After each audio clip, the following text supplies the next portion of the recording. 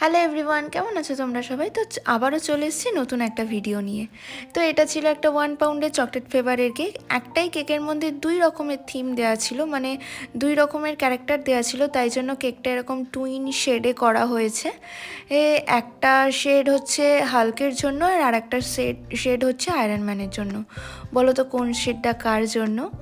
তো তোমরা তো জানোই, আমি ঠিকঠাক বললাম কি না অবশ্যই কমেন্ট সেকশানে জানিও। তো প্রথমে আমি হালকের লোগোটা উল্টো বসিয়ে ফেলেছিলাম, তার জন্য তুলে আবার ঠিকঠাক মতন বসিয়েছি।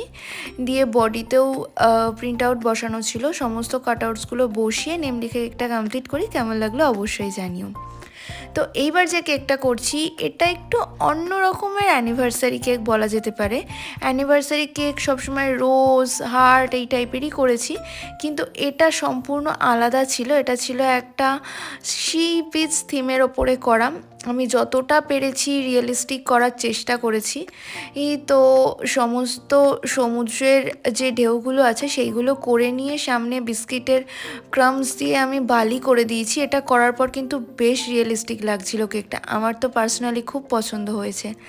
তারপর কয়েকটা ছোটো ছোটো আমি ফন্ডেন্টের বানিয়ে রেখেছিলাম, সেগুলোও করে দিয়েছি। কেমন লাগলো অবশ্যই জানিও।